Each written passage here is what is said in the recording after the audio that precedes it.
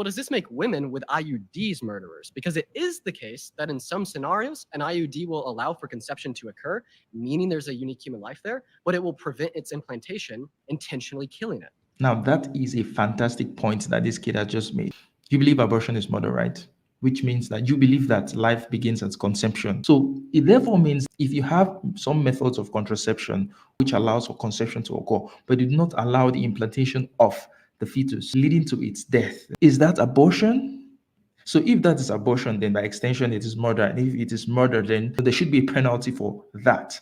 But watch what Charlie Kirk does here. He totally undermined his own argument. He wasn't consistent. If he is consistent, he's going to say, yes, that is murder, that is abortion as well, and that is murder, and you're supposed to have some consequences for that. But he's not going to say that. See how he tries to weasel his way out of this conundrum.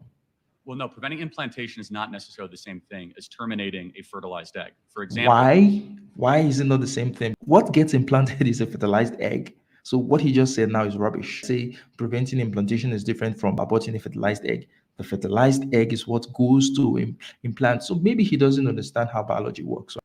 You take Plan B.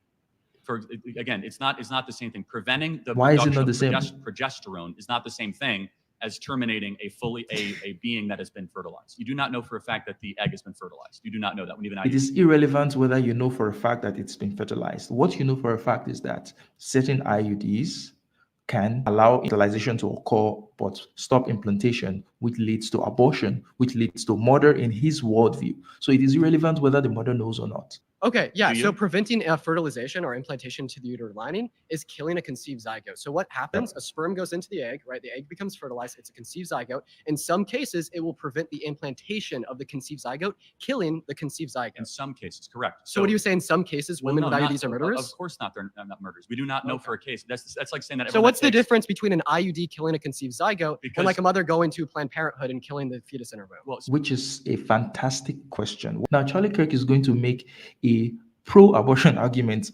Weirdly, just listen. So you're asking two separate things. If they knew for certain, to be more clear, that I have a fertilized egg and I'm going to take a drug to prevent that fertilized egg from attaching to their uterine wall, then yes, that is an act of killing or murder, of course. Okay, so do you think all murderers should go to jail? Do I think all murderers should go to jail? I mean, on third degree murder. However, no, I don't think that's a simple question. That should be a yes.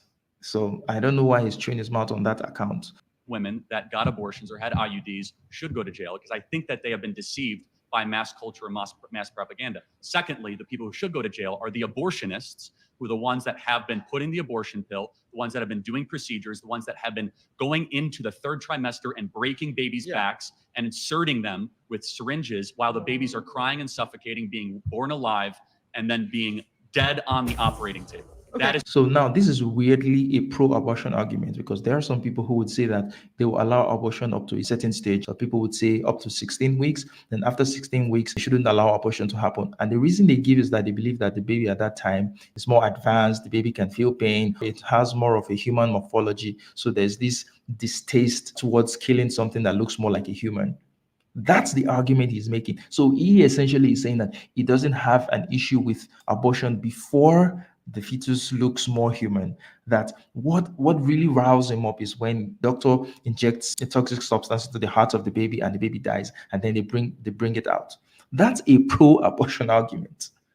For someone who is anti-abortion, there's no cutoff within that spectrum. If you interfere with what happens to the fetus at any point along that line, then it's abortion. So if he is being logically consistent, he would admit that, but he can't admit that.